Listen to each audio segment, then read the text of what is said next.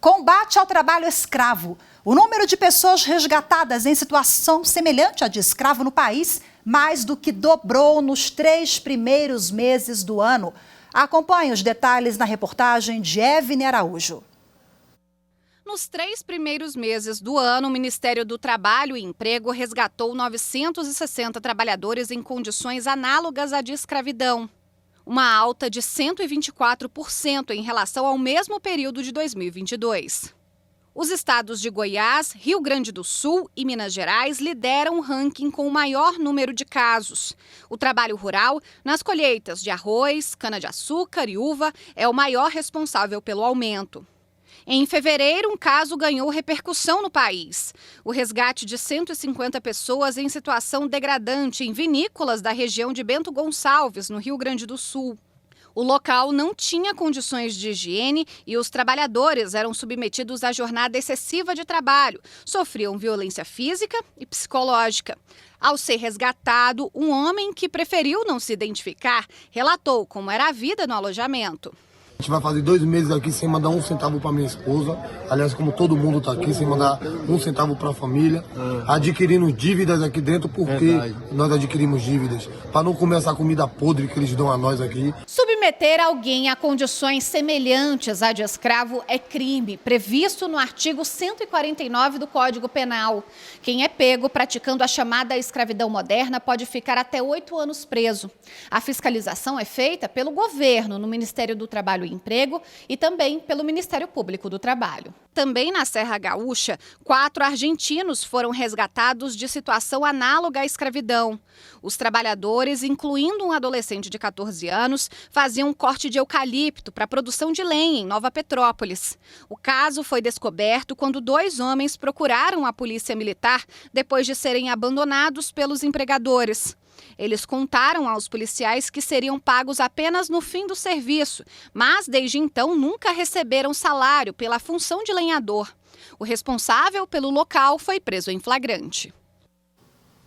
E ainda sobre esse assunto, a repórter Carolina Chaves conversou com a procuradora do Trabalho, Juliana Góes. Ela é vice-coordenadora adjunta de erradicação do trabalho escravo e enfrentamento ao tráfico de pessoas do Ministério Público do Trabalho. Vamos acompanhar a entrevista. Doutora Juliana, muito obrigada pela participação. E eu começo perguntando, o resgate de trabalhadores em condições análogas às de escravidão bateu recorde neste primeiro trimestre. Por quê? Carol, são vários os fatores, para esse aumento no número de trabalhadores resgatados. Acho que a gente tem que contextualizar que o Brasil enfrentou uma grave pandemia, então a crise econômica ela se aprofundou, então houve um aumento da pobreza e os trabalhadores vulneráveis, ou seja, aqueles mais pobres, são os mais afetos ali a estarem sujeitos ao trabalho escravo. Então, o aliciador acaba se aproveitando dessa sujeição de vulnerabilidade desses trabalhadores para fazer as propostas fraudulentas.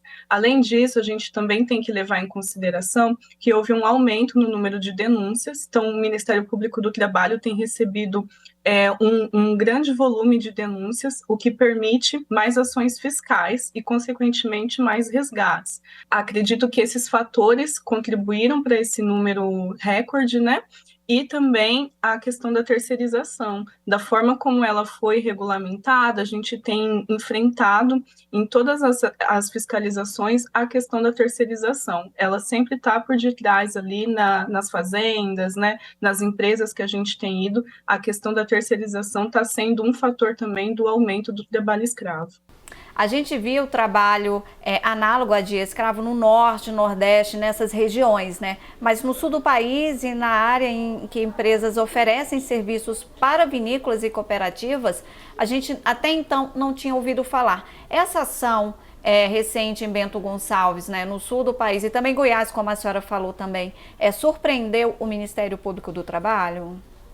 Não dá para falar em surpresa, porque Minas Gerais, por exemplo, ela lidera o ranking de trabalhadores resgatados desde 2013, região sudeste. Então, a gente não está falando do norte.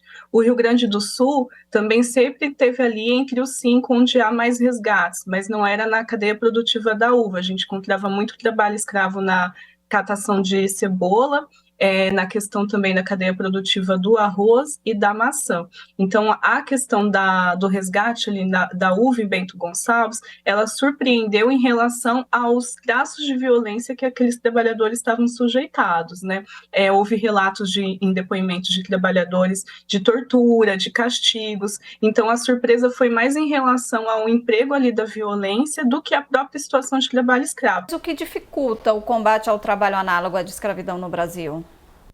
Hoje, também acredito que são vários os fatores que dificultam, mas principalmente o déficit de auditores fiscais do trabalho, né? O fluxo nacional de combate ao trabalho escravo, ele passa pela DETRAI, que é a Divisão de Erradicação do Trabalho Escravo, vinculada ao Ministério do Trabalho e Emprego.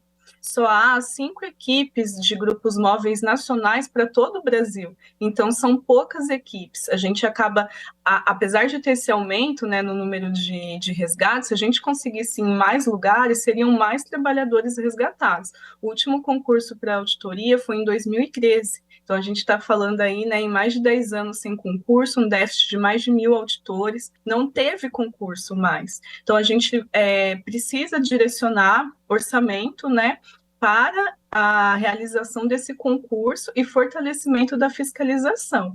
Para além disso, eu penso também que na esfera criminal a gente precisa ter punição maior. A gente vê muito as multas, né, as indenizações na esfera trabalhista, mas a persecução penal a gente não tem visto nas condenações desses empregadores serem presos, e o Código Penal prevê uma pena de prisão. Então, a questão da impunidade também precisa ser levada a sério para fortalecer o combate.